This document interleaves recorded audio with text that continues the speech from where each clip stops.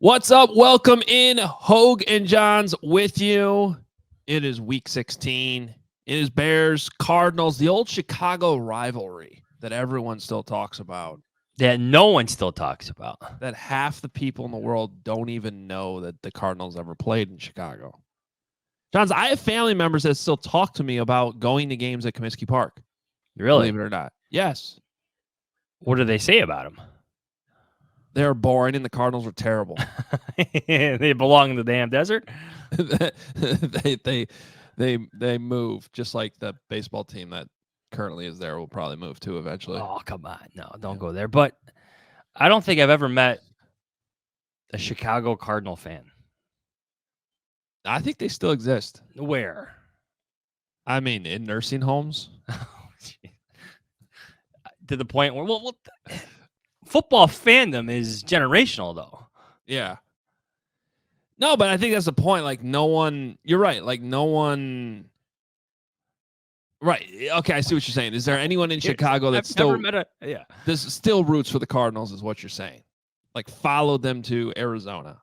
Yeah, I don't think so. I don't and like pass that fandom on to their sons and daughters and so on. No, I'm being serious. I would say less than 10% of football fans in the world even know the Cardinals used to play in Chicago. I think maybe Chicago football fans may appreciate a second option at this point in their lives. Yeah. But our producer Ken said he didn't even know. No. There you go. So yeah, maybe not really as big of a rivalry or as big of a game as we thought it might be a week ago after the Bears lost to the Browns. So some interesting storylines we got to get to. Make sure you're following us on Twitter at Adam Hoge, at Adam Jahns. You can follow our show account at Hoge and Jahns. Make sure you check out Tuesday's show in case you missed it. We've been getting a lot of good feedback from it, so appreciate all that. But we had Randy Mueller, former general manager in the NFL, jump on, and it's always interesting hearing those guys' perspective, not just on what they think about these players, the Justin Fields situation, Caleb Williams, all that, but the more of the in and outs of how it's thought about inside, the walls of these NFL facilities and how they really process this stuff. So I think you'll find it very interesting if you missed it. And if you already did listen to it and you gave us some feedback, thank you very much. We appreciate it. Make sure you go to hoganjahns.com as well. You can get all of our merch there. We're both rocking some merch today. I got the Walking Bear t-shirt on today. Johns is repping the old JD hoodie. By the way, we got to give out that Jeff Dickerson Good Guy Award next week. I think the votes have been counted. I think I know who the winner is. Don't say it. Pat Finley will come after you, our good friend. I have to embargo that information until it is announced. But I have sources who tell me. Pat won. Pat won. He tallied the votes, and Pat Finley won. Yeah, our good friend Patrick Finley. Where's our friend Patrick Finley? Yeah. No, so actually that'll be next week, and we have some exciting new news with that award too that will be announced. Ooh, well. I don't even think I know that. I don't think you know that either. So there's a little tease there, even for you. Ooh. So and do I have to be present? It's not like a prize. No, I mean like it's not like it's a present. Do I have to be physically there? No. Okay. No. No. And it's definitely not like a prize that's handed out to one of the media members in attendance. Oh, okay. Yeah. So no, you do not have to be there. Media Bad Guy Award. I think I know who will win that one this year. Hey now. All right. So yeah, all the merch up at hoganjahns.com. Check it out. If you're still looking for a last minute holiday gift, you can go find all that there. And then we got some interesting stuff to talk about here. We have Kevin Fishbain jumping on the show today too with some what we're calling not so fun facts with Kevin Fishbain. So he'll be here in a few minutes. But and then of course we'll get in our three big questions, over unders, and make our picks for this weekend's game against the Chicago Cardinals. Before we get there, yesterday was, I don't know. I didn't think it was that. You tee this up. You were at Hallis Hall. We were kind of reacting on CHGO at the time, but Matt Eberflus had some comments, some really good questions from the reporters in the room. And then I didn't know what to make of the answers. We have some of the sound, but I'll let you kind of tee all this up. Well, it just listening to the line of questioning from our friends in the media corps, yesterday seemed to become the day for Matt Eberflus to defend Lucchesi, to give him that vote of confidence. Multiple questions in a row. There's questions about Justin Fields, the production in the fourth quarter, and then it went towards Lucchesi, and it was our friend Chris Emma, friend of the show, who had this question. So do you want to hit the button there, my friend? Matt, offensively, your working relationship with Luke, how much interjecting is there from you and how much delegating is there? You just say, well, this is Luke's field, I'm gonna defer to his expertise. Yeah, and I talked about that on Monday a little bit briefly. And, I'll go back to what I said there. During the week, of course, when we're doing first and second down, moving through third down into the red zone, I'm always interjecting ideas and looking at the plan and making sure that we're on point in terms of the protections, in terms of the routes, in terms of the run game and all those areas. And then during the game, same thing. The same thing during critical downs. We'll meet on the headset. Hey, it's a green light here on this 4th and 1 to 4 or 4th and 1 in the quad zone or wherever it might be. What are the plays? He gives me a few plays, that we've already talked about on Saturday of those critical downs. And, I might say, hey, I like that one over this one, you feel confident about that? Yes, I feel great about it, and then we go with it. But there's constant communication during the course of the week and constant communication during the game. Man, to that point, with the improvement of the defense this year, there's been a little bit more focus on Lucchesi and the offense, at least from the outside, as a culprit for the way things have gone this year. What's your analysis of where this offense is right now relative to the expectations at the beginning of the season? Yeah, looking at that, in a whole, in terms of the expectations, you want to focus on what we're going to do this week, and we've had some improvements during the course of the year on all sides of the ball, and it's critical that we focus on being the best we can be this week, against this opponent right here, right now, and have our feet right here. But does any part of you as a head coach take a look at kind of big picture and say, hey, where Sure. are we going? Where are we heading? Isn't that part of the job? No question. And again, we're going to assess all those things at the end. And again, we got to play these games right here, right now. So we're going to focus on being our best when our best is required, and that's required today. How would you assess Luke in particular, what he's done in his role as OC?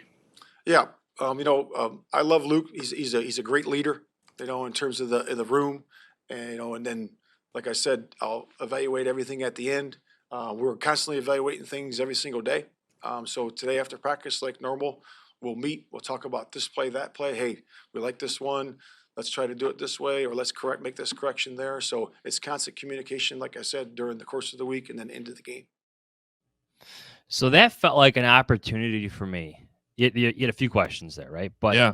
that last one felt like an opportunity, not for me, for Flus, for Matt Eberflus, to offer a little bit more support for Lucchesi. Instead, you got the old I love that guy. You know what I mean? Yeah. Yeah. I don't know if you read it any differently, but in the room in that moment, sitting where I was sitting, I'm thinking like, oh wow, like that felt a lot different than Ryan Poles' defense of Matt Eberflus. What, 6, 7, 8 weeks ago? Oh yeah, way different. Yeah, it's interesting because like Chris Emma didn't ask him like about his job security. He just said, how would you evaluate him as a leader?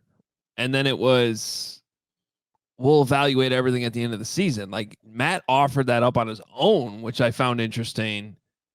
And then I don't know if he just caught himself, because then he spun it to like, oh, and then we evaluate everything every day. It was like an interesting little trip down his answer to that question, if that makes sense. Yeah. And I don't really know what to make of it, because he did say at the beginning, I love Luke. Luke's a great leader. But then he immediately couches that endorsement with, then we'll evaluate everything at the end of the season. And then he kind of catches himself, and then he goes back in well, we evaluate everything every day. So it's just like, whoa, that was a roller coaster right there. Right. He didn't say he's a great play caller, a great play designer, that he's found a great philosophy that worked for the Chicago Bears. It's interesting. I know Lucchesi's got the hottest of seats at Hallis Hall, especially from the outside. I just felt like it was an opportunity for Matt Eberflus to really back up his offensive coordinator, knowing that I'm sure Flus knows that his OC's under fire, especially after last game. So just interesting to me. That's not cliche talk. That's real talk. That is real talk. That's a former play caller. Is he like a current play? I'm confused when I watch the Chiefs games. It's always confusing though, and I think that's intentional. By I think the way. they do. It's like everybody's calling. It's like they have everybody on the sideline looking at the play sheet, calling the plays. Yeah. Like, how many people are calling these plays? Yeah. On Nagy's sheet, it's no longer be you, it's be Andy. You know? I'm kidding.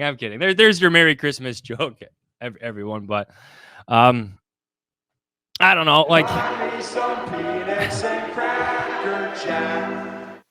I just think play callers look good when things work, right? But Yeah. like when things work for like the Bears, I don't think Luke Getsy ever gets like credit for it. It's like it's all Justin Fields. Like, like. Well, I was like how Greg Braggs puts it. He says, just call the good plays. Don't call the bad plays. Just only call the good ones. Okay. Yeah.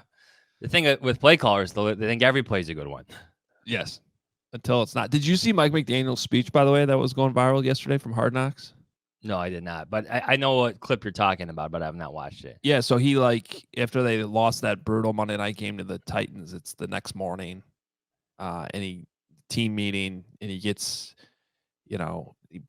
he puts some plays up on the screen, and he's like, "This is a trash play call. This is trash play design. I can do something better than a jump ball fade here in this spot in the red zone." So he put, and he called out players for stuff too, but like he started with himself. I just thought that was like that's real accountability. So you've been big on that. Do you think? So that was behind closed doors. That wasn't public. It's only public because Hard Knocks is in the room. Right. Do you think Flus and Getsy, and do you think the Bears coaching staff does something similar?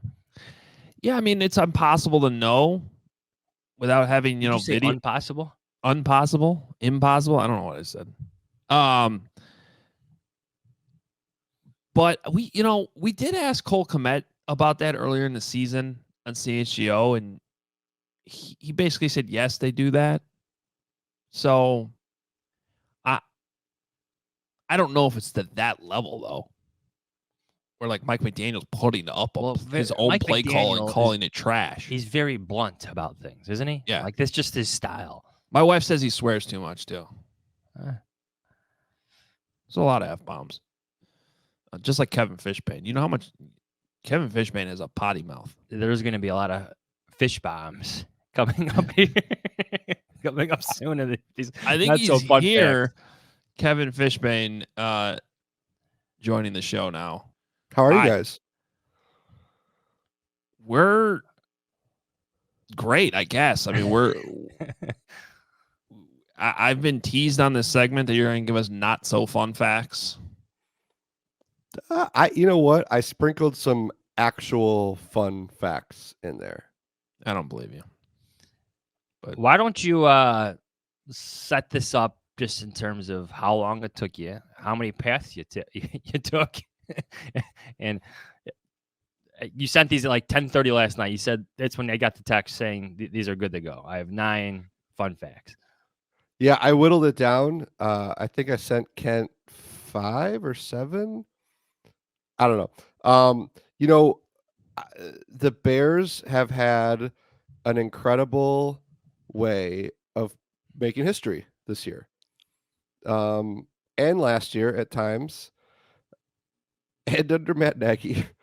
So I've gotten kind of used to using stathead.com to figure out how rare something is that happened to the Chicago Bears. So yeah, that helped. Some of these are actually not new. I've tweeted them out before. There's a Justin Fields stat that I'm sure will get everybody angry on all sides, and a couple new. And I, you know what? I came up with a couple new ones just for you guys. Just some fresh. These have not been tweeted. They've not been written. They are brand new, exclusive for the Hoge Jahns show. Fishbain fun facts. I like it. Yeah, so I was just kind of looking at the roster, looking at the stats, thinking, what looks unique, and not to be confused with what looks Yannick Ngakoue, what looks unique. And yeah, that's what we got Okay. today. Seven fun facts. And That's we enough have of not and we have not seen these. No. All right. Number 1. What do you got? Let's do it. The Bears are 2-21 since 2008 when intercepting at least 3 passes in a game. Those 2 losses have both come in the past 4 games in Detroit and last week in Cleveland. Wait a minute. When the defense intercepts 3 passes.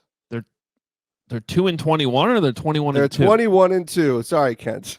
Okay. I'm like, what? I'm like, We're what? off to a Wait, time out. We're off to a bad start here. we're off I'm to a like- rousing start. That is not a not so fun fact. That might be the most incredible stat in the history of the NFL. Sorry. As John There's, said, I'm like, there's no way that's accurate. yes, as John said, it was 10 o'clock at night when I was finishing these up. So that I hope is the only error. The Bears are 21-2 since 2008 when There they we go. intercept 3 passes in a game. Those 2 losses have both come in the past 4 games. So that tells me, just like based off the stat, and I've obviously covered those games, you need more production from your offense. Even though I thought in that first Detroit game they provided enough, and the defense kind of let them down at the end. Obviously, you know where I stand on the Browns game, but that's my first impression, and that's that. Yeah, I mean, I think the Detroit game, they had plenty of offense and they had the interceptions. The defense should have been able to put that one away. Although the offense did have their chances too to, tack on. Well, a I was actually kill shot. I was actually a little surprised. I came up with, I found that stat during the Lions game and then just tacked the Browns game on. And it was surprising to think about how bad some Bears offense has been over the past couple decades. And they've still won all those games when they pick off 3 passes. Yeah, you're talking about some Lovie Smith teams there. Yeah. A lot of Lovie Yeah. Smith teams there. All right, number 2. This one will be smoother, hopefully. Fun fact number 2. In week 4, let's bring it back to week 4. Justin Fields became the second quarterback in Bears history to post a passer rating of at least 132 and lose. They are 27-2 all time when their quarterback has 132 plus passer rating. When's the second loss? Rudy, I always forget how to pronounce his last name. Bukic. Okay, yeah. Somebody going- from the Rudy Bukic era is going to yell we're at me going- for mispronouncing his last name. I'm going to get yelled at Time by Mark machine here. Potash probably. Yeah, that's how far back you had to go to the last time a quarterback was that good for the Bears and lost. How about the fact it's only happened 29 times in the history of a franchise that's been around, 104 years now? Yeah, that's So another every interesting. 5 years they get a good quarterback game? Yeah, so what did I say that rating was? 132.2 I mean, that's a pretty good or rating. 132. Yeah, that's pretty good. But how many just- 132 ratings have there been in the NFL this year is what I'd like to Well, know. Like, I think it how about- happens. How about this, Hoge? Do you want a bonus fun fact? I don't know. Aaron Rodgers has posted 132 passer rating 36 times in his career. Okay. I just came up with that right on the spot for you. Okay. You, Aaron Rodgers. Yeah. Number 3. This one's going to get everybody mad. Here we go. This is the one. This is the season- one? This is the one. Okay. In the final 3 minutes of games that are within 8 points, Justin Fields is 7 of 20 passing for 118 yards with 0 touchdowns and 3 interceptions. His passer rating in these late game situations is 16.3. That ranks 29th out of 29 qualifying quarterbacks. His completion percentage of 35.0 is second to last behind only Joe Burrow, who's had only, I believe, 5 pass attempts in these situations. So can't leave that up for a second. There was a lot there. Okay, so final 3 minutes of games within 8 points. So 1 possession, 3 minutes to go. Fields is 7 of 20, 118 yards, 0 touchdowns, 3 interceptions. Passer rating is 16.3. Okay. So I did a story leading into the Vikings game, and I included 2022. And shout out Jason Starrett, our editor at The Athletic, who's a true media whiz. And he found that stat for me and then I just after the Browns game just got it updated.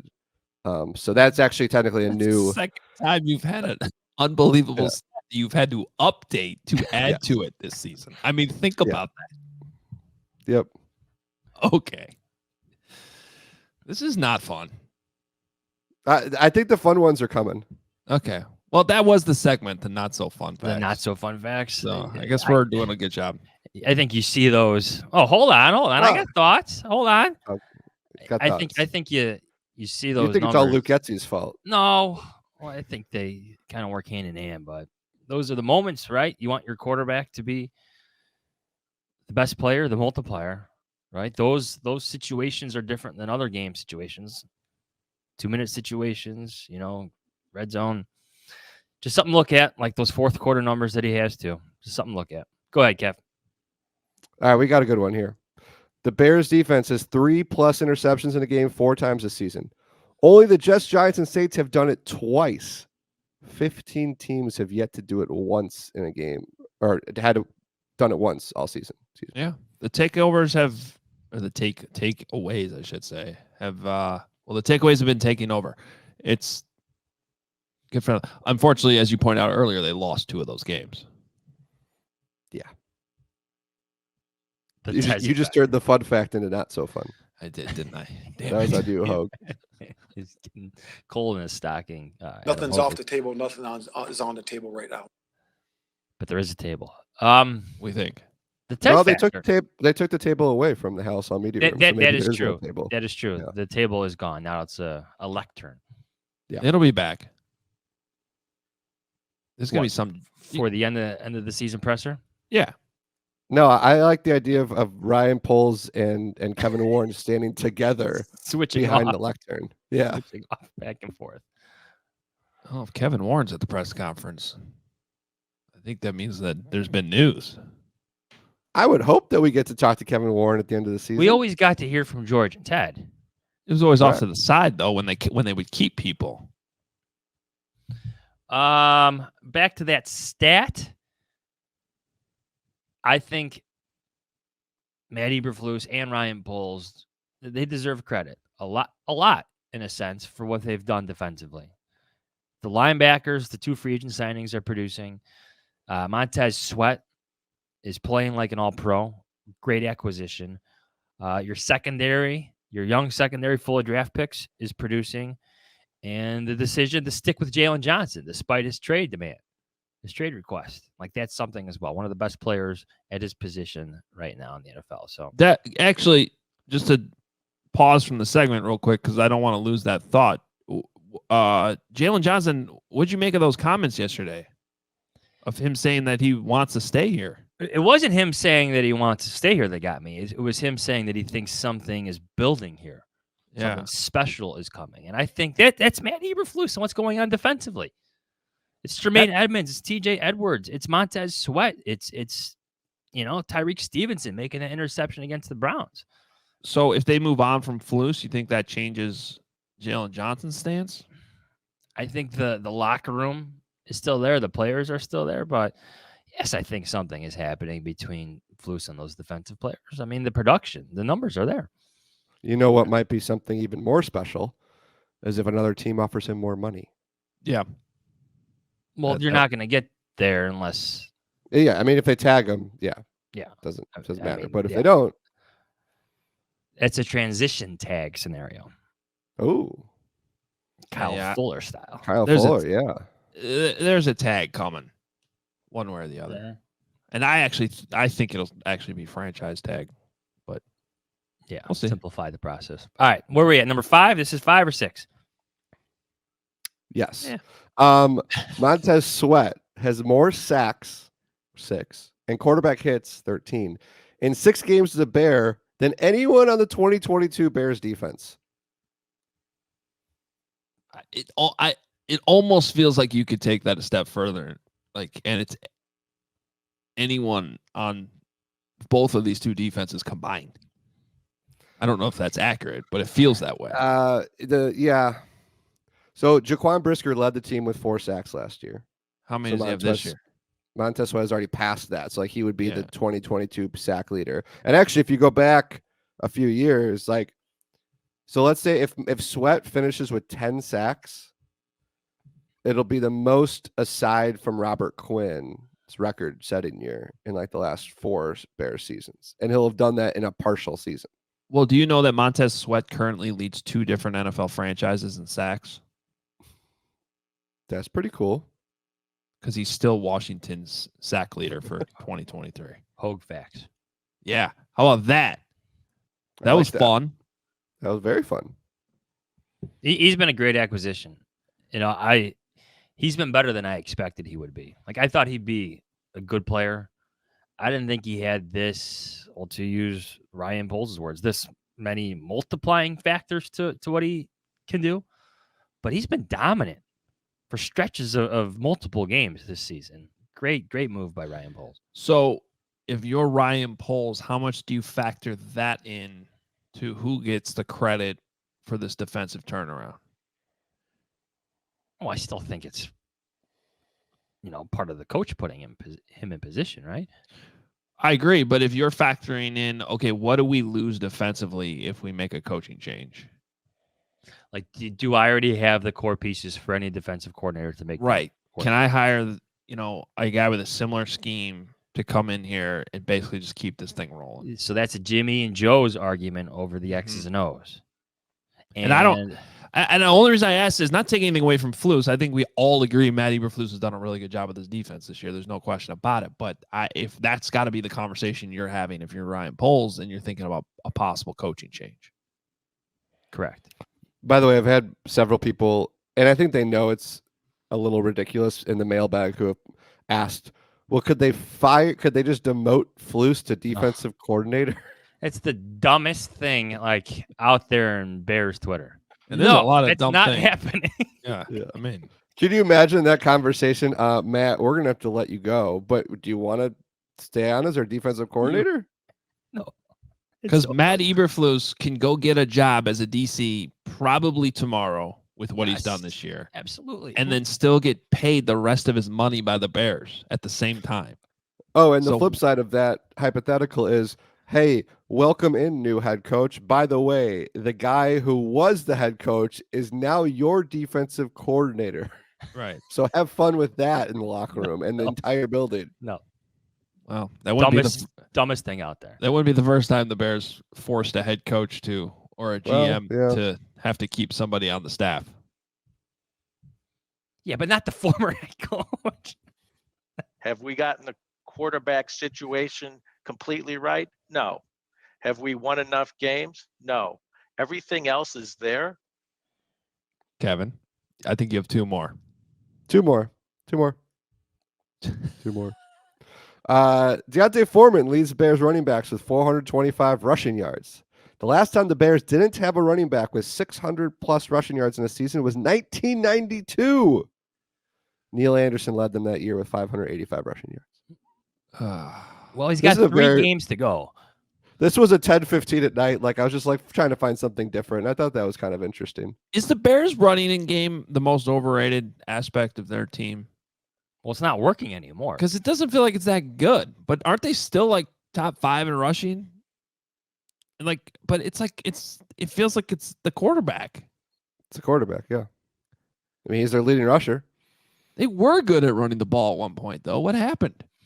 Well, this came up in the mailbag this week, actually. I don't think Khalil Herbert's been the same running back as he was last year, and then he got hurt. I think Deontay Foreman has not been the same running back since he got hurt. And you might be able to argue that Roschon Johnson hasn't been the same running back since he got concussed. And none of them can block. And he looked pretty good in Minnesota, Johnson did. Yeah, your guy Nick Moriano pointed that out, and I've got a story up today that looks at some of the deep shots that didn't work out, and there are at least 4 that you could point to just bad pass protection by the back. Foreman, Johnson, Blasingame, Herbert, they all missed their guys. That's the thing. Kari Blasingame's been on that too a few times, and he's usually really good doing it. So I don't. Cole Kmet can't play every position on the offense to block. Be great if he could, but By the way, Hogue, did you guys? Not that I didn't listen to yesterday's episode, Sounds but like you didn't. or Tuesdays, but did you guys talk to Cole about his pancake of Myles Garrett? Yeah. I Are guess we it's talk? on the Robert Tanyan drop. Yeah. We talked about that play. It Okay. was a little awkward to talk about because it Yeah. wasn't a good play in the end. Right. and That was an Oh. incredible play by Komet. I mean, how many tight ends Yeah. in football can do that? That I was know. crazy. I know. And then he seemed more upset or I don't know, annoyed about the toss and to Herbert. I think Flus talked about this a little bit yesterday too, right? Yeah. So where Garrett just comes right up field, blows up the crack toss. That is such a tough play to make, though. Yeah, right. you're asking So Cole Like, to he come has no around leverage from the moment of the snap. So Cole, let's get into this because Cole, this is one of those where Cole explains it, but in a way where he's not throwing anybody on the bus. So then I'll add on to it to do that. No, because we asked about that play, and the reality is he's lined up here, right? And basically, right before the snap, Myles Garrett moves a little bit farther inside, takes away any blocking leverage Cole has. But he's on the line of scrimmage. He can't shift again to get over. No. You know what I mean? Like, it's too late. Now, if they have more time and they're, Fields, maybe he sees it and they check, and then at that point, Cole can slide inside more and get more leverage. But at that point, it's one of those plays where pre-snap, you're going, I'm screwed here. Like, you almost I got wonder no chance. if something has to be recognized and changed pre-snap. You're like, okay, this is not going to work. Right. Well, so Well, I also what it is if, a really good player, Myles Garrett, understanding I've seen this play 4 times already in this game. I know what's coming. I'm going to slide in so this tight end can't block me again. And then he goes right upfield. So that's what I'm saying. Cole didn't, bring up that aspect of it. I'm bringing up that aspect of it because no shit, Myles Garrett moved inside and got the leverage, because at that point, how many times did they run that toss play? And it's like, okay, it's a good player, Myles Garrett, understanding what's coming and getting the right leverage. And so I don't know how you blame Cole Kmet on that one at all. But like Flu said in his press conference yesterday, right? He's like, well, you got to have better alignment or whatever it is. He said point of attack. It's got to be better. But that's why I was wondering if there's a rule in place where if Braxton Jones sees that, if he sees Myles Garrett move inside, is he allowed to just put a hand on him before he gets to his next guy? But then I guess his guy's unblocked. I don't know. Well, it's like that Tyler Scott jet sweep. Like, yeah, same with Braxton Jones. Yeah. When they let essentially a free rusher make the tackle. Right. Well, theoretically, the jet sweep's supposed to beat that. What I don't understand is in that situation when you need 1 yard, why wouldn't you just block the guy on the line of scrimmage? Yeah. Like, you're going for the home run play when you need 1 yard. Like, if you just block the guy on the line of scrimmage, leave the linebacker on block. Yes, you're not going to get it. You're not going to get 10 yards even. You're going to probably get 3, but that's all you need in that situation. Like, that's what's frustrating to me about some of the design of some of these plays that they're running. That's like they're too cute in situations where you don't need to be cute. Just get the damn yard. Did you guys see or talk about the attempted throwback screen to Roshan Johnson that Justin Fields just kind of threw away?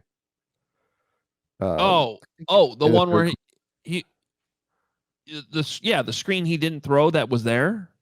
Yeah, I was like, that's in my story today as well. Like, you look at that play, there is 1 Browns defender, 3 Bears offensive linemen, and Roshan Johnson, and then there's 25 yards before the next Browns player. And I don't know why Fields didn't throw the ball. I don't know what happened there. I mean, it's easy for me to say I don't have the Browns defense coming at me, but that was all there. I'm glad you brought that up because I asked around about that play this week. My understanding is that, and I kind of suspected this watching the film. The film, because it's so high, doesn't give you at all the quarterback's vision, right? I mean, sometimes it does downfield, but not on like little screens like that. I think Justin thought that whoever that defender was kind of in his face, that he didn't have a window to get the ball to Roshan. And in reality, he would have had to kind of like really loft it over the top. But I don't know. So what, dude? That's the play. Like you, I was gonna say that's a lot of screens are like that. Those are screens. It's like what you're always doing with something like that on a screen. Again, it's easy for me to say because I don't have those guys like coming after me. But that's the Browns defense. That's why you want to call screens against defenses like that sometimes because you create that opportunity. That was a home run hitter if he throws it. I mean, it was there, and he just. It's like he panicked and just threw it. It was not, to me, that was not a good look for Justin. That was a huge missed opportunity. Number 7. Last one. This is one's for Hoge. Cairo Santos' touchback percentage this season is 81.4, a career high, increased from 57.1 last season, which is his previous career best in a full season. Okay. Just for you, Hoge, little special teams. Hoge, how much of that do you think is strategy? I think some of that might be the rule. Did you guys see those stats last week that were shared by I don't know if the NFL came up with them or someone came up with them. We showed them on CHGO. I missed that episode. Yeah, it sounds like you've been missing a lot there, buddy. So, like, I forget the exact year. It was like 2002 or something. 93% of kicks were being returned. And now it's down to 20. Wow. Like, so you're 1 out of 5 kicks are even being returned at this point. I think it sounds like a question for Coach Hightower today. How much of it is Cairo's leg strength and how much of it is teams not returning the ball? Kev, you know what we have to ask today? We have to make sure we don't forget. You were texting me about in the middle of the game. Having an illegal guy downfield on punt. Because I honestly, I don't know that. That one confused me.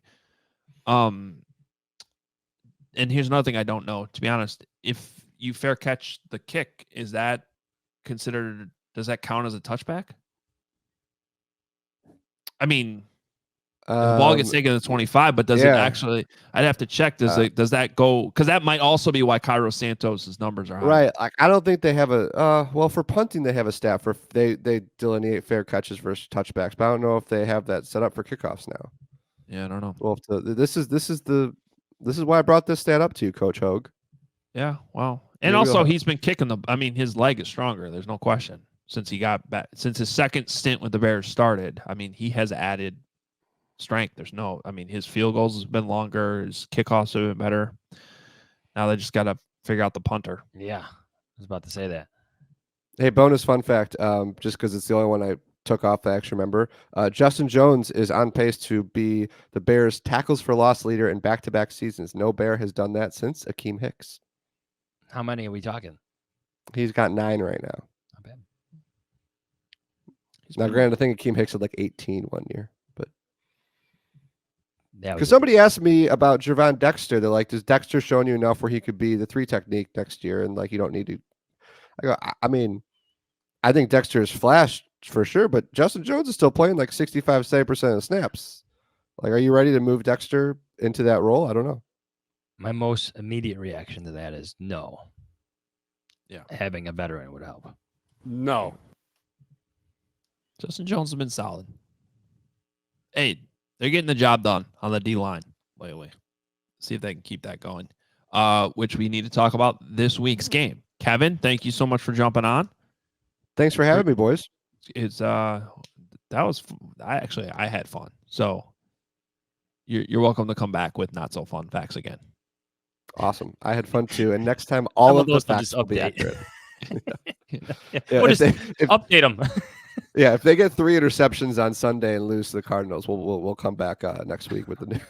That's honestly hilarious that you had 2 of those were from earlier in the season and you had to update them. Yeah. To add to it. That's unbelievable. All right, Kevin. Thanks, guys. See you soon. Bye. There he is, Kevin Fishbain. Not so fun facts. All right. What do we got next? Questions? 3 big questions, I believe. 3 big questions. You ready? Yeah. Number 1, better quarterback, Adam Hoge. Oh. Justin Fields or Kyler Murray? Can you answer your own question first? My answer is I don't know. Here's the problem, and I was wondering if Cardinals fans feel the same way about the Bears this year. I don't know, but I feel like I haven't watched a second of Cardinals football this season.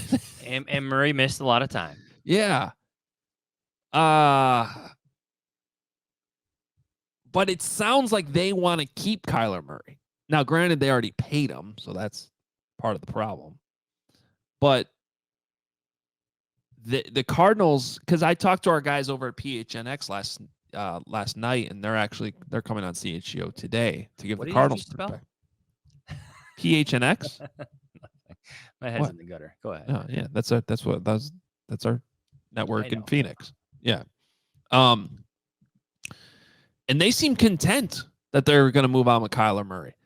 Because the Cardinals are potentially in a spot here where they could land Caleb Williams or Drake May if they really wanted to. And they're all talking about, nope, Marvin Harrison Jr. So my very uneducated answer on this question in this moment is I think Kyler Murray. Or should I just say Justin Fields so people don't get mad at me? So in Kyler Murray's third season, 2021, the year Justin Fields was drafted, he started 14 games. The Cardinals went 9-5. He completed about 70% of his passes, 3,787 yards, 24 touchdown passes, 10 interceptions, 100.6 rating, averaged 270 yards per game passing. Like, the numbers at this point still tell you that, like, Kyler Murray, like, is a better quarterback. Like, he averages over 200 yards passing per game. Like, that's something that he has on Justin Fields. So right now, just based on win, success, even current potential, I think you still got to say Kyler Murray, right? Yeah, look, he's played 5 games. He's already over 1,000 yards throwing. Completion percentage is only 62, though. I'm talking about this season. So, yeah, I mean, look, career accolades, career totals. I mean, yeah, there's no question he's had a better, more successful career. Yeah, look, he almost threw for 4,000 yards in each of his first 3 seasons. 37, 39, 37. And then, the last couple of years haven't been so good. Obviously, he dealt with that stuff. That stuff, the clause in his contract about he has to watch more film. But forgot about that story. Yeah, he's still only 26. Yeah. All right. I think we answered the question. Number 2. Do you think that Ryan Poles has already made up his mind about Justin Fields? Probably. He's definitely got to be leaning one way or the other, right? I felt like the Browns game could have been a great statement game. I guess this is where a lot of my disappointment lies with this performance. Like, it's a great defense. We know it's a great defense. You have to beat good defenses at some point. Yes, that's how you become a good team. I think this applies to both Luke Getsy and Justin Fields. And we had this discussion with Baldy yesterday. It's like, look, I get it. Every team is not going to play as well against the Browns or the Chiefs earlier this year or the Vikings with Brian Flores' defense. But at some point during one of those games, you have to step up and have a good game. They're not the 85 Bears. Yeah, I know. It can't just be acceptable that, okay, yeah, we're going to play well offensively against the bad defenses and we're going to struggle against the good day. Like, no, you got to take it to the next level. Yeah. You have to find out if you want to be a Super Bowl winner, you're going to face a good defense, probably multiple good defenses in the playoffs.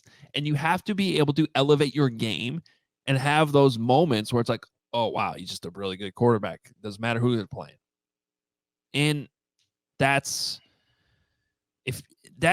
why, like, my gut, and I think your gut, I don't want to speak for you, but we've had this conversation, it feels like multiple times this season. It's just like, I think both of our guts are saying, if Ryan Poles is really building this thing the right way and, has a vision of championships, I think we know where this is headed, right? Like, if you're just going to put, like, layers on it, if there's one decision I think he can make, like, right now is, no, you're not picking up his 5th-year option. The wins, the numbers, the production, the consistency or lack thereof tell you not to pick it up. Yeah. That doesn't mean he can't be your quarterback in 2024, but it tells you not to pick up that option for 2025. You just can't with the wins not there, the numbers not there. I mean, Justin Fields again, just throw more context in this. Like his QBR is what, 23rd in the league. Passer rating, it's a little bit better. Or is he at 21st? That's like even in wasn't it 2018 that like Mitch Trubisky's QBR ended up like 4th? That's 2018.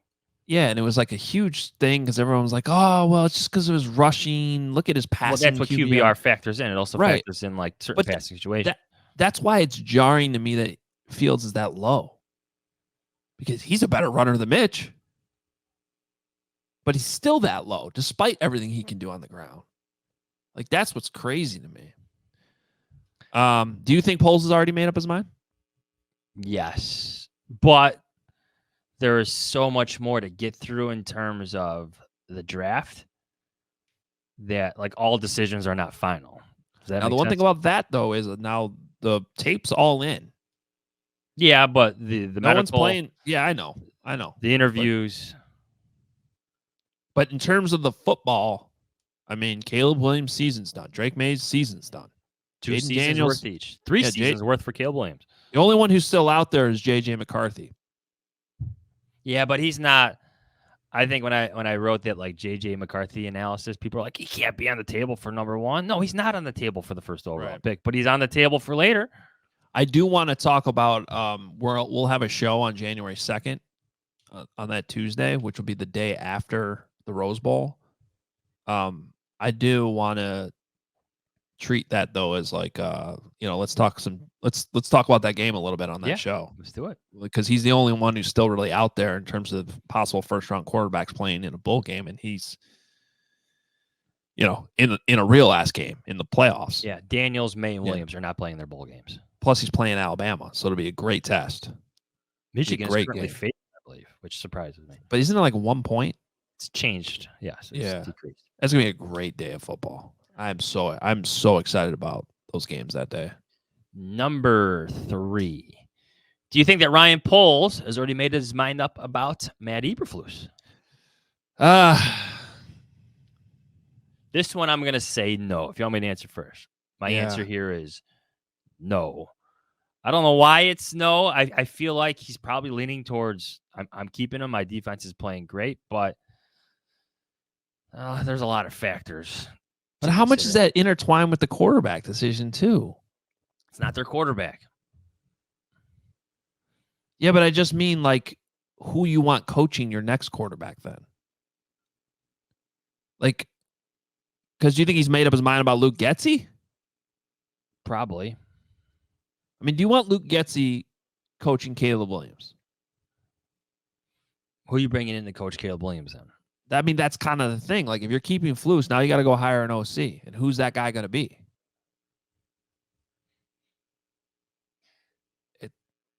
It's very complicated. it's just not.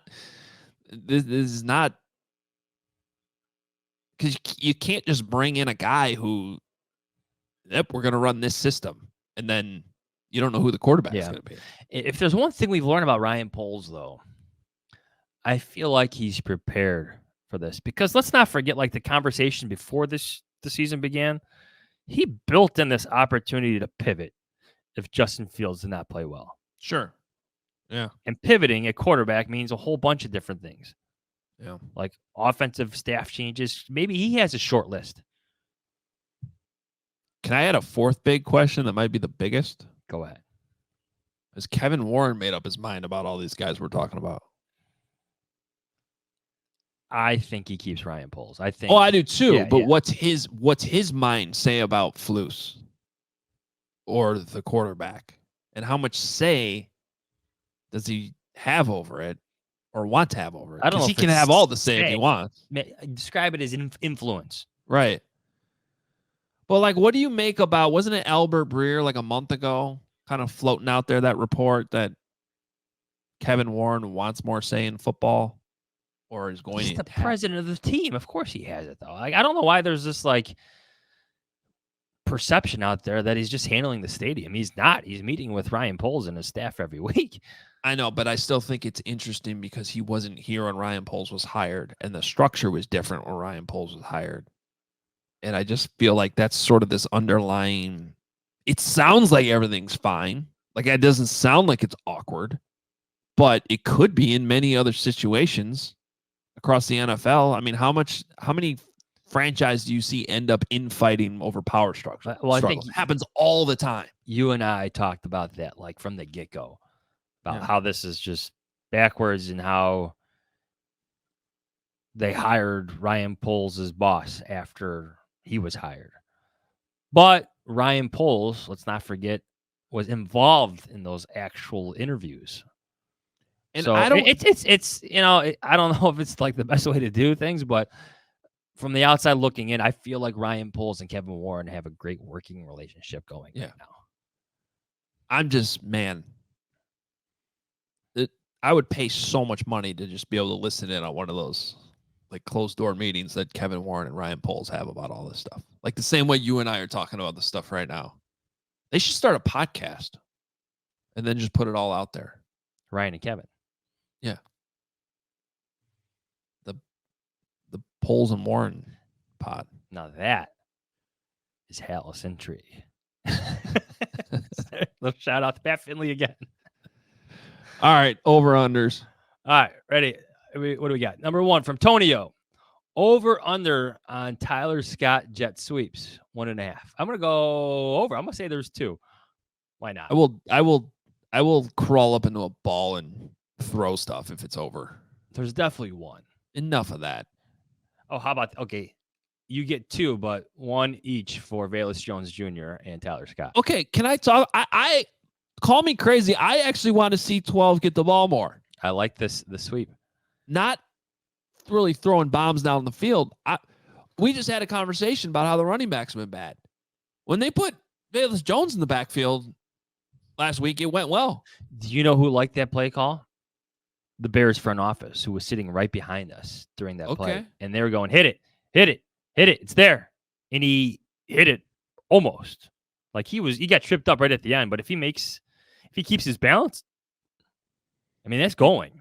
You know who ran into him? Who tripped him up? Which player? Which Lucas Patrick. Oh. Basically tackled him. He's on the ground a lot. Can you just please keep your balance and get out of the way of the guy running with the football? Yeah. That was not a fun look on tape. Again, he's on the ground a lot. This is from Dr. CK. Over under on Bears receiver drop passes. That applies to wide receiver, running back, tight end. 1.5. Okay, off the top of my head, drops don't seem like they've been a big issue this season. It's just because there's such a big one last week. Can I give you NFL drop leaders? Can you guess which team leads the league in drops? The Chiefs. Correct. I think Tony leads the league. Then they'll put him back out there next week. Yes. At 26th. The Chiefs at 26? 26. Do you know where the Bears rank? In the 20s? 20th. Or they're tied with 1, 2, 3, 4, 5, 6 teams with 13.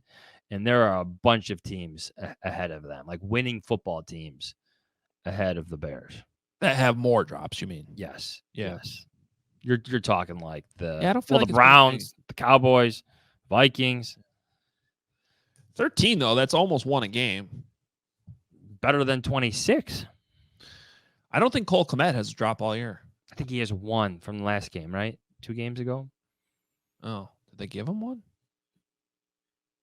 I don't remember. Drops can be a subjective stat if the throw isn't exactly like on target. Mm-hmm. All right. I'm going to take the under. I'm going to say it's 1. Yeah. Stay with the trend. Under. This is from Cole. Number of late hits, field sustains with no call. Over, under, half. Over, way over. Yeah. Every game there's at least 1. Mm-hmm. This is if this was a real thing you could bet, this would be like Justin Fields over rushing yards last season. Or like there wasn't a high enough number. You just bet the over every week and you cashed it. It's the same thing. Late hits on Fields that don't get called. I mean, I wish that was something I could bet on every week. From Chad, over under point differential for the Bears in the fourth quarter, -10.5. I'm gonna take the on. Wait, does that mean he's saying they'll get outscored by 11? Outscored, yes. Outscored by Yeah, 11. I'm gonna take the Cardinals are bad. If this was a different week, like maybe the Packer game in a few weeks, I'd take the over, but I'll take the under on that. Yeah, I mean, the fourth quarter has been a problem, specifically for the offense. Specifically for the quarterback, it has to be better all the way around. You know what? And the defense deserves some blame for allowing explosive plays in certain moments, especially late in games. So, but the Cardinals are not good. That's why the Bears are favored by 4. You ready for it? I guess so. 4.5, I should say. Bold predictions. All right. This is Fox 325. I hate it. Does everyone hate this is a 325 game this week? Well, especially on Christmas Eve. I mean, just because they're not even playing a West Coast team. It's December. The Cardinals are on Mountain Time. We could have kicked this thing off at noon, 11 a.m. Arizona time. They want to get home to Arizona anyway, to their families. I don't understand why this is a 325 game, but I hate it, and I think we should all boycott it. Deal. Bears are favored by 4.5, which they should be. Bold prediction. I'm trying to think of a good Justin Fields one. Like, I think Justin Fields plays well in this game. I'm going with 2 rushing touchdowns by the running backs. Man, that's sad that has to be a thing. Let me give you one. Just thought of this one. I should be more prepared. Velus Jones rushing touchdown. See, I thought about something like that. So that's going to Yeah. count for my bold prediction, too. 2 rushing touchdowns by Bears players who aren't Justin Fields. Okay. I want some of that Velus Jones, man. So, like DJ Moore in the backfield again? Fine. Does 2 that rushing count? touchdowns by Bears players who aren't Justin Fields. That's what I'm predicting. Okay. All right. I'm going to go with that. Specifically Velus Jones. I'm going bold. All right. What about your pick for the game? 24-16 Bears. I think the defense will have a good plan for Kyler Murray. I think one thing that stood out to me in that Browns game is the Bears, which were the best team in the league defensively and limited explosive plays, gave up some big ones. Right, some of that was tackling, some was missed opportunities. Jumping in passing lanes. I'm thinking of that touchdown pass, and he missed a tackle to Amari Cooper. I think that changes this week. It's just not the same type of threats, even though Kyler Murray is a pretty elusive quarterback. I think they can keep him contained. Yeah. Decent day for the offense, better day for the defense. 24-16 Bears. Yeah, there's not a whole lot of other weapons to worry about besides Kyler Murray. I mean, there's a couple guys, but the biggest one is actually Trey McBride, who's been unbelievable this year as a tight end, just totally emerging as a huge fantasy threat. Putting up, he's getting targeted, double-digit targets every single game. So that has me a little worried because of what Njoku did on Sunday. And the Bears got to fix that on defense because otherwise McBride's going to be a huge game. And Kyler's just going to keep throwing it to him. So I actually think the Cardinals get some scores in this game. I tend to think it's going to be a little bit closer. But I'm going to go Bears 20, Cardinals 16. So the Cardinals actually covering that 4.5. Bears 20, Cardinals 16. I think it's a little bit tighter than maybe everyone wants on their Christmas Eve. Which is a good time to bring this up. Is it better if the Bears lose this game? No. It's not. You sure? It's not. Sure about that? It's not. Okay. Well, what scenario do you want? Are you like, if you're full fire everyone? Well, the Cardinals only 1 game behind the Panthers for the number 1 pick. Now there's the Patriots are in there too, and the strength of schedule tiebreaker doesn't work in their favor. But it would. And the Bears are 2 games behind the Cardinals to catch them in the draft order. So, I mean, it's not like this one game would flip it. I don't know that it's. But the Bears are in a spot here with the draft order where, they win these 2 games the next couple weeks. They could fall out of the top 10 maybe. Whereas if they lose, they're maybe in the top 5. I know what you're saying in terms of like the draft order, and sometimes I think the obsession of it. Like I understand the obsession for the first overall pick, but kind of everything after that, like wins are so important because if you get wins, that means like young players like Javon Dexter are probably making plays. Tyreek Stevenson's making plays. Like I got the thumb down coming. Even your own screen is disagreeing with you right now. Your computer just thumbs down yourself. I'm living in conflict here. No, wins are still important to development. Okay. I agree. But if they lose, it's not the end of the world, I guess is what I'm saying. Because there's a benefit to that too. Because, I don't know, some good players in that top 5. You don't want to have to move up. Okay. Just thought I'd bring that up. Speaking of teams, you need to win this weekend. There's some big ones. So let's get into this. Let's pick our other 5 games. It's a wacky schedule. We got games well, first of all, we got a game tonight. We got 2 games Saturday, I think. We got a Sunday slate and then 3 on Monday on Christmas Day as the NFL continues to take over the world. It's fine by me. I'm excited about it, but we'll go Fox noon, Lions at Vikings. Johns, I'm going to be in Minnesota Sunday actually, and I was trying to convince my wife that I could just pop over to the Vikings game for the noon. It's a noon game. I won't miss dinner, honey.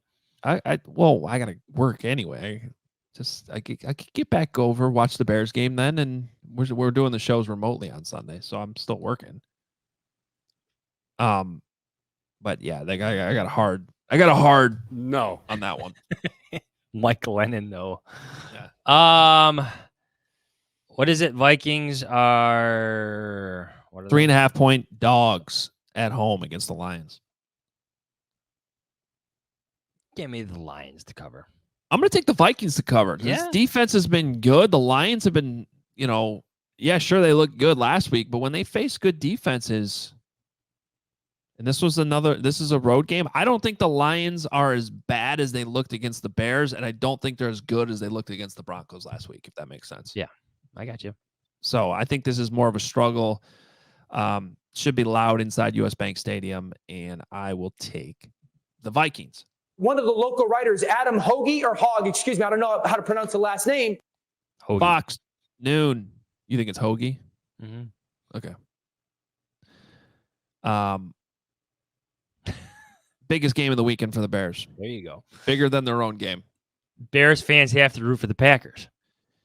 Yeah, this caused a stir yesterday. I don't know how much you want to go down this road. I'll just warn you.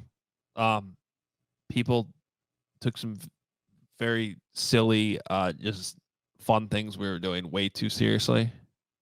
There may have been a cheesehead that appeared on CHGO at one point yesterday. Yeah, it was a thing. I did not see that. That's probably a bit too much. Who was that? Well, Carb? maybe. We don't have to talk about who brought the cheesehead in, but at least I think we can agree on this one, right? You do need to root for the Pack. We don't have to root for the Packers, but you want the Packers to win. You need to root against the Panthers. How about that? Can we agree on that? Panthers are 5-point dogs at home. Very important they lose this game for the Bears to secure the number 1 pick. Who you got? You know what's going to happen here? It's going to be closer than you want it to be because the Packers are struggling right now. Jordan Love is the Jordan Love we expected him to be after some good games. And it's going to be interesting. Chris Tabor is going to manage a close one here. I got like the Packers winning by 3, but it's going to be closer it's going to make you uncomfortable for a lot of it. Yeah. 100%. I agree. I think 5's a little bit too much in this spot. I'm going to take the Panthers to cover. Their Packers defense is a mess. Everybody wants Joe Barry fired. They keep giving up huge. I think the last 2 NFC players of the week have been, they played the Packers. If I have that right. I think that's the deal the last 2 weeks.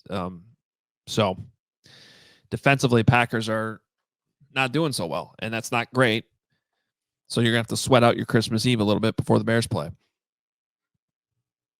Yeah, there it is. Hoge.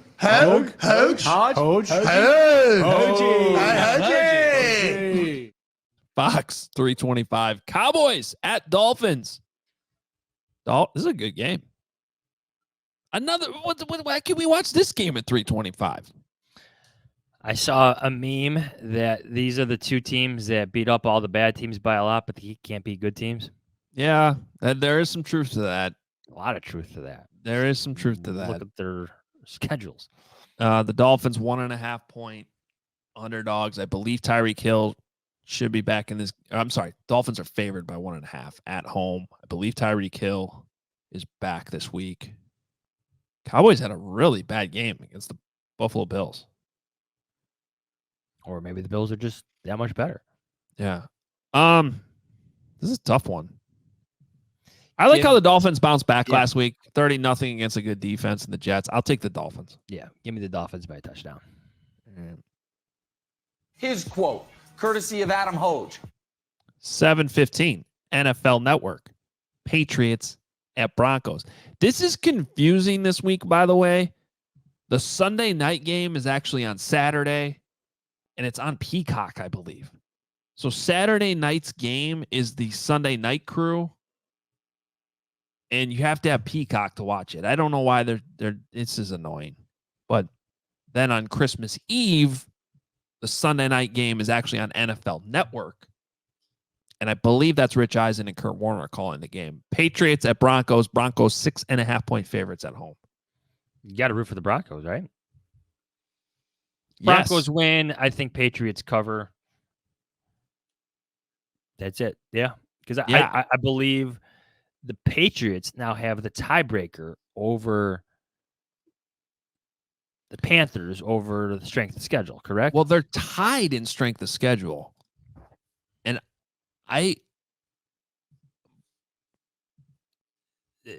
that's just going to continue to be fluid. Because it was the Seahawks game on Monday night that tied them.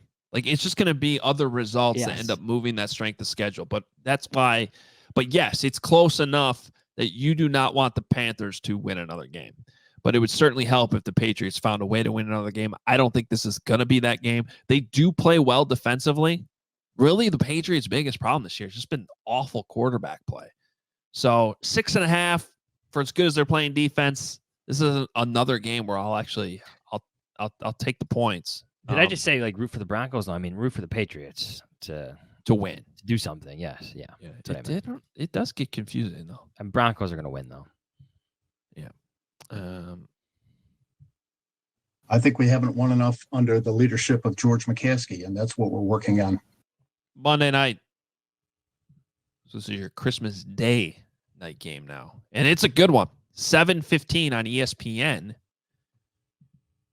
Ravens at 49ers. Niners 5.5 point favorites against a really good Ravens team. Yeah. A Super Bowl preview?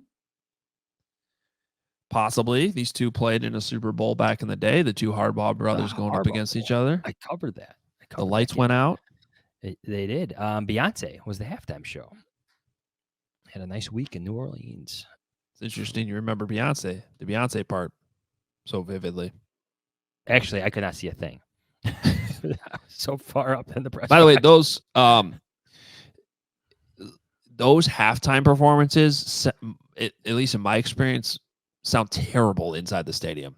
They're made for TV. Correct. Like they don't. Those halftime shows for the Super Bowl are made for the audience on television. They're not like a normal concert you go to where they dial everything in for how it sounds in the stadium. Yeah, my memory of the Beyonce halftime show is just not being able to see it being very loud, and going to get something to eat. There you go. All right. Well, who you got here? Ravens, 49ers. 49ers by a touchdown. They've been rolling. It seems like a lot, 5.5 points, but especially at home, I like how they've been playing. I think they keep it going. It'd still be a good game, like a good 27-20 win for the 49ers. And I mean, just the explosive plays that both teams can provide. It's going to be a fun game. All right. Well, we got to get out of here. It's been a fun show. Not so fun. Facts. Fun facts. Not so fun. Fun facts from Fishbain. Thank you for him coming on. By the way, we are not going to have a post-game show Sunday with the just it being Christmas and the game being late anyway. So we will we'll wrap things up. We'll come back on the 26th on Tuesday, and we'll get all the reaction from the game. We'll get one out for you on Tuesday, of course, and recap everything. But just so you guys are all aware, there will not be a post-game pod dropping late on Christmas Eve.